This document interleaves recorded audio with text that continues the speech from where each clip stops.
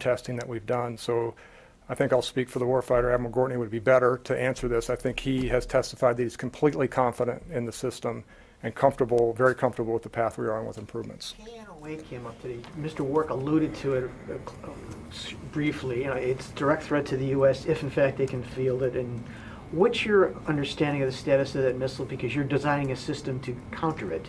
Sure. The efforts that we have focused on, specifically since back in 2013, when Secretary Hagel at the time made the decision to go to 44 GBIs by 17 for that very threat, in terms of where we saw the numbers progressing and where we saw the capacity that we need to defeat the potential inventory that they may have of KNOAs. The second part of that equation is, and I'll just reiterate, they've never successfully or attempted to flight test it. And flight testing in ICBM is much different than flight testing what was demonstrated on Sunday. Not that what they did on Sunday was not provocative, it was disturbing, alarming, but everything that we've planned and have been supported by the department have been to stay ahead of that very threat across the kill chain. And I'm very comfortable that we're, one, ahead of it today, and the funded improvements keep us ahead of it on where it may be by 2020. I can ask you about Raytheon quality improvements, because you've alluded to the lock wire here and a zip and zap there. Sure. How have they improved or not improved over the last few years? Have gotten a lot better.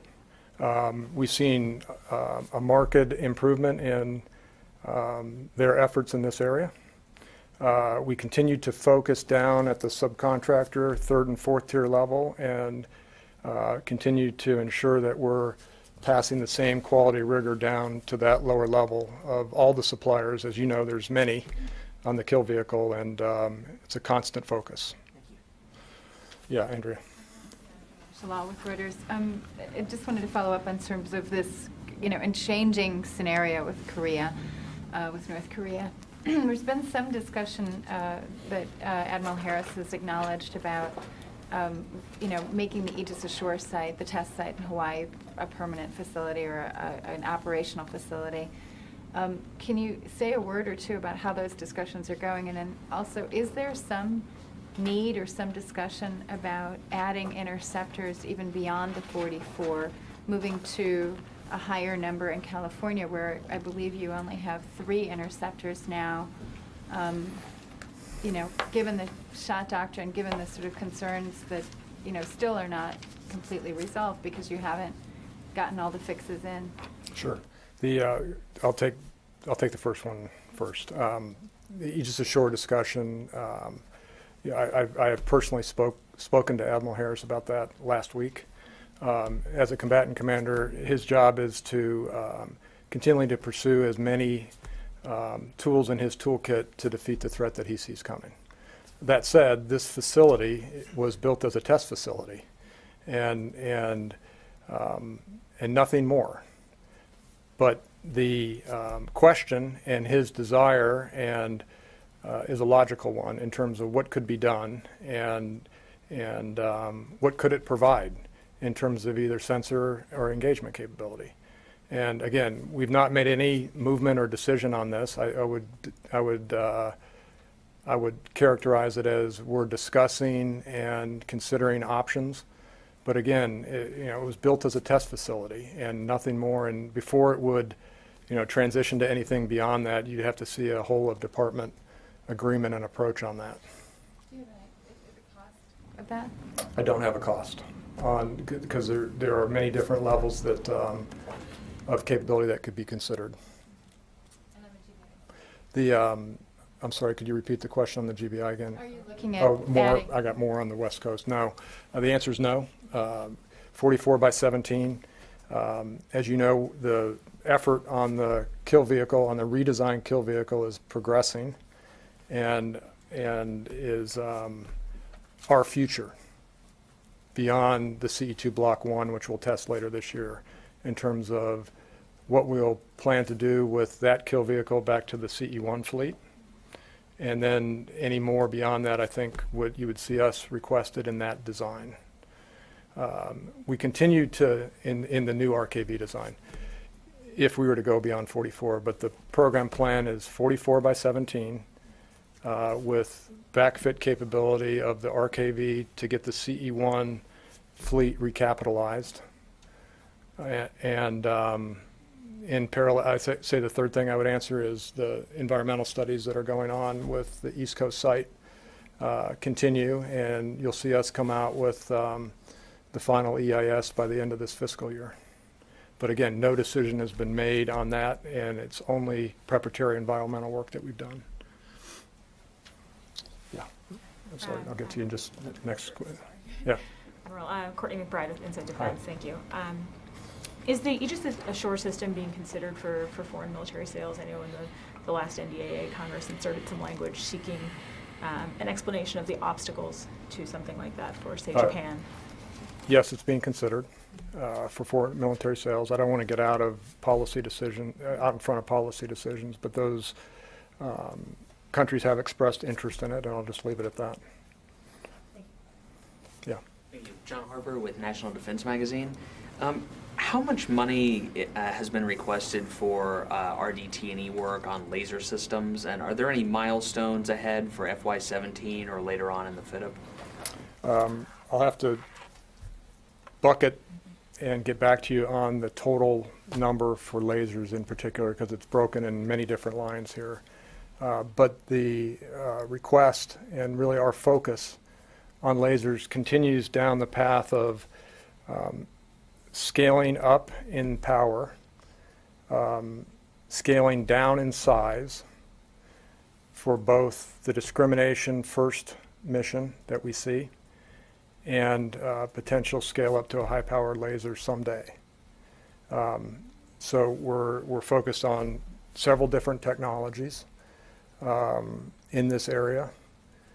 We've brought industry in and asked them to help us with their thoughts on concepts or potential applications. There's been a lot of work, great work done in the services on this, in the Army and the Air Force and the Navy in particular. But for our application, we're talking about the need for a much smaller, but at the same time, for some applications, much more powerful. And it's not the same science in that problem. It's a big focus across our request this year as it was last year. And the last thing I would say is that the testing that we're doing with the Reapers and the unmanned aircraft in particular is not just lasers, but it's EO/NIR sensing capability, which you need to go with a laser to provide the initial cue. Big focus for us in terms of where we need to go with that capability. Yeah. I wanted to ask an additional question on THAAD, given that it seems like there's more serious discussions in sending THAAD to South Korea. So, with that possibility now, is there more discussion or talk of, there's still the requirement for 9 THAAD batteries, but only 7 budgeted from last time I checked. So will we potentially see a plan to actually buy 8 and 9 now, or what's the discussion behind all that? So 7 fully funded, 7 to deliver by 2018 to the Army. Interceptor procurement through 2021 at over 400 interceptors total. We continue to discuss with the Army that requirement and when it would need to be fulfilled and what the budgeting year would be for that. It's not off the table in any respect, but not included in this year's budget. Yeah, Tony. How many CE2s or warheads are in the field now? They're going to grow to 44 by 2017, but how many now, roughly? I'll try to keep it unclassified. It breaks roughly 1/3, 2/3. Any Is there One- like 38 now versus 44? No, there are, you know, based on maintenance, we always say that there's 30, but it can go up or down 1 or 2 total. And then you'll see us, as we go to 44, that mix will be a higher percentage of CE2s. So it's going to go from 30 to 44 by the end of 17, It's that's not correct. incrementally adding. We're going beyond 30 every month between now and the end of 16. Okay. I think the number is 37 by the end of 16, and then 44 by the end of 17. So you're going to start to see that number go up. All right. And when is the next intercept test scheduled? You haven't had one since June of 14. And we've learned a lot through our non-intercept tests, like the one last week or 2 weeks ago. And I would argue that that data is equally important to any intercept test that we do. But the intercept test that we're scheduled to conduct is in November of this year against an ICBM. And that will be the CE2 Block 1 interceptor. CE2 Block 1, okay. And That's this is the- going to be the most sophisticated target ever, or? It will be certainly the longest range target ever that we've intercepted. And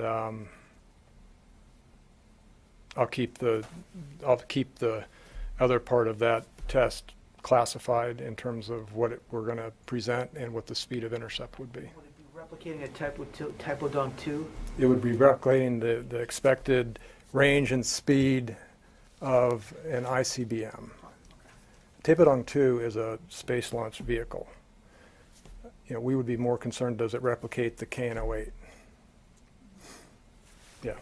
Follow-ups on that. I know you're planning an intercept to test that against an ICBM as well? Not an ICBM. What is the next test? So if that has been proven against short and medium range targets, right? We're looking at 2 tests in the 17-18 timeframe that will test against the intermediate range ballistic missile. That would be similar to what we would expect from either North Korea or Iran.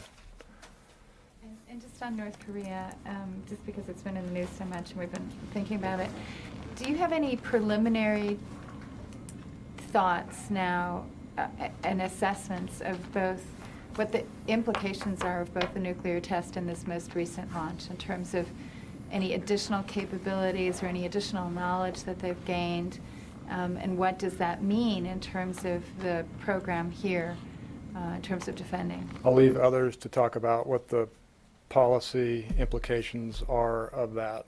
I'll talk to what we're doing specifically and what we've planned against that threat. And again, I keep walking back to the decision that was made to go to 44 GBIs by 17. We were in a steady state effort on this program when EPA was born, and there was no planned improvement beyond what was done to just maintain the system. And I give great credit to Secretary Hagel and to Jim Miller in particular and Admiral Winnefeld of having the vision to say and see this coming. And that decision has enabled us now to be 3 years ahead of where we would have been if we'd done nothing. So I've got great confidence in where we are today, which is a complete capability against that threat that's never been flight tested, and where it might be by 2020. And I just reiterate to the American people that that foresight has enabled us to build and maintain and improve the system in a big way. And I can't go into the numbers in terms of where we will be with reliability, but it's across the board increase of capability and across the kill chain that I think will give the warfighter and gives the warfighter great confidence that we're on the right path. Thanks. You've addressed the possibilities of an ICBM from North Korea. Could you share any threat analysis you're operating under for the possibility of an Iranian ICBM? Admiral Courtney told the House Armed Services Committee, I think, that the Iranians wouldn't be able to field an operational one until later this decade at the earliest. Is that consistent with what you're feeling? I'll let the intelligence community speak for that officially.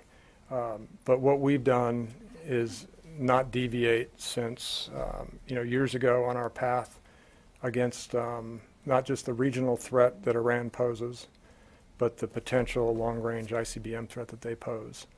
And today, the current system would protect against that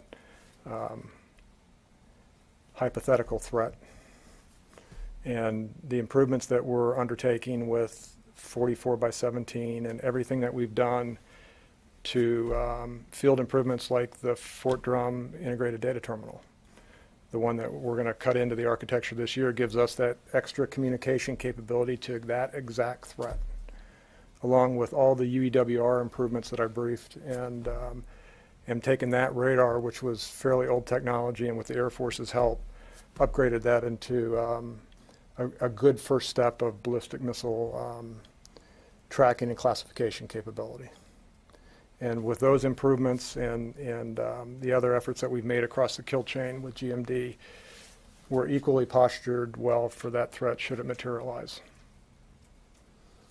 Yeah, Courtney. I wanted to ask you if you believe that your RDT&E funding in 17 is enough to outpace the threats at this point in time, and if you have had to take a step back on anything in 17 that you are worried about. Not in our request. That there are upgrades and programs that are continuing in 17 that we started in 15 actually, that continue to be supported by the department. And I get that R&D question a lot. Is if there was something that was ready now, you would hear me talking about the need for more R&D. But we're progressing on many fronts right now at a pace that will get us to decision points in a logical, system engineered, well thought out, well tested, well analyzed pace to inform those future capability increases. And I throw that ER into that mix, or any other capability that we're looking at against the hypersonic glide vehicle threat that we see materializing in the future. And I'm comfortable that we've got the key decision points laid out over the next several years on laser capability, and I'll just leave it at that. Interceptor upgrade capability, and more sensor capability as well. And I think that if there was a glaring hole, having been in this job for over 3 years now, and there was a glaring need like there was in 2013, the department would step up and fund that. I think we've got the right balance. Overall amount of missile defense funding in the overall defense budget went down from by I think 7% to 9.1 billion. I know that that's not all MDA, but what did what went away? What did you have to sacrifice? So of the 9 that you see, 7.5 is MDA, and our PB16 request for 17 was 7.8, and that was our share of the amount that was given to the department below the budget agreement. And I think you've heard maybe of the $22 billion at the department level. Our share of that was that 300 million. And where we took risk was in interceptor procurement, THAAD and Aegis in particular. And we looked inwardly and have garnered more efficiencies. I've talked to you about what we've done in the past, but I'm the first to not want to trade immediately warfighting capability when a cut comes down. But there's efficiencies that we've taken across the program and the test program in terms of becoming more efficient there at a better cost. Everybody in the department is challenged that way, and those are the trade-offs we made. Yeah, back here. I know you guys have the sensor AOA going on right Yeah. now, but does the budget speak at all to maybe an STS, something post-STSS or Yeah. Defense Department satellite that maybe has an MDA payload? There's been a lot of studies done on what should be next, not just for us in particular beyond STSS, but what about, we proposed PTSS several years ago. And we've engaged with the Air Force and other partners in those studies, and partners outside of DoD even. And our missile defense function is a big part of those discussions in terms of, if there's a new constellation, where does missile defense fit in?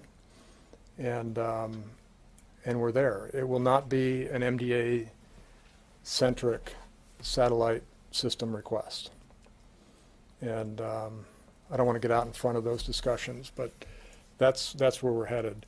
We've got the right effort in terms of the space-based kill assessment, which we're getting up on the commercial satellites, which it's going to help a lot in terms of inform that mission, the kill assessment information that we need, and prototype that. And then the work that we've done in terms of some of the Reaper work with discrimination and sensors there. Eventually you're going to want to get something into space and prototype it. And then I think that'll inform what's the long-term end state. But I can assure you that the discussion is, where does MDA fit in with partners in that discussion? And that's where we are coming out and through the AOA. Quick follow-up. When do you expect to have or hold a competition for RKV? There won't be a competition. We've brought the industry partners together. For a production contract, I guess. It'll be out in the 18-19 timeframe for production. There's a few that are funded to get us through the test program, but the long-term production of that will be competed. Yeah. Well, I got you here. Israel, there's been there were two memorandums of understanding for co-production in the United States. I think you were executing for Iron Dome and then for David Sling last year. Roughly where do those stand? Are U.S. companies now getting shares of Iron Dome funding? There's only one signed co-production agreement today. We're working on the David Sling co-production agreement. And we are garnering, and I won't go into the percent, but it's a not significant, not small percent of work share that has come back to the United States with Iron Dome. You mean not insignificant? Not insignificant. And I'm very comfortable that agreement has panned out, not just for us, but for Israel, and the importance of that system. Yep. We have time for one more question for the Admiral. Let's go here, and then I'll take Andrea's as well. Go ahead. Is India doing any work right now to upgrade the Patriot system, or is that primarily in the It's Army? an Army program and Army improvements. Yeah. Just real quickly on David Sling, and the funding for Israel is in the 125. That's correct, just over 100 million. But for the David Sling co-production agreement, when do you anticipate completing that? And is it not correct that the Congress has asked for that to be a 50-50 split on both Iron Dome and David Sling? I don't know of that specifically. There certainly is interest, and I would guess on the percent. But I can tell you that we're working hard with our Israeli partners to come up with the best agreement that we can for us and them. And it's been a very open, transparent discussion, and it'll follow the path that Iron Dome followed. So do you expect an agreement this year? I can't put a time frame on it. These things take time. But as you know, David Sling was extremely successful at the end of the year in their test series, and exceeded our expectations and their expectations on its performance. So we're very comfortable talking about production at this point. So last year, the Israelis came back with an additional request after the budget had been submitted for additional missile defense support. Do you anticipate, if they signaled to you, that they might ask for additional funding beyond the level that you've provided? Not to me. that'll be a discussion with us and them, and more succinctly between them and the Congress, and I'll stay out of that. Do you know whether that's going to be part of the MOU that is being negotiated with Israel? I don't have the details of the specifics of that MOU, and I'd be guessing if I said it was. Better suited for State Department or policy to answer that. Thanks. Thank you very much, folks. Don't forget, Rick has some handouts for you that the Admiral mentioned at the beginning. Thank you. Thank you.